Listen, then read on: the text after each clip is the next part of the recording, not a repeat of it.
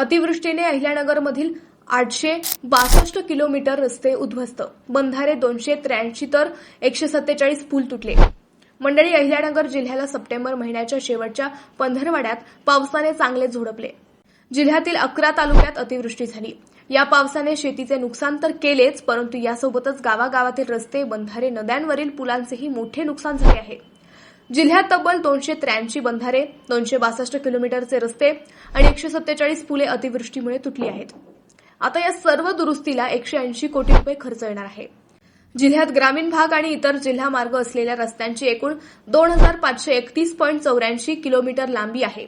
यापैकी जिल्ह्यातील 862 किलोमीटर रस्त्यांचे अतिवृष्टीने तसेच सततच्या पावसाने नुकसान झाले आहे.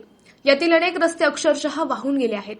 याशिवाय ठिकठिकाणच्या 141 पुलांचे देखील प्रचंड नुकसान झाल्याचे आकडे सांगत आहेत. रस्त्यांचे 139 कोटी तसेच पुलांचे 22 कोटी रुपयांचे नुकसान झाले आहे. याशिवाय 283 बंधाऱ्यांचे 27 कोटींचे नुकसान झाले आहे. सर्वाधिक नुकसान पाथर्डी तालुक्यात झाले आहे. या ठिकाणी 78 किलोमीटर रस्त्यांचे तसेच जिल्ह्यातील रस्ते, पुलांचे 153 कोटींचे नुकसान झाले आहे. या कामांच्या दुरुस्तीसाठी शासनाकडून 153 कोटींच्या निधीची मागणी केली आहे.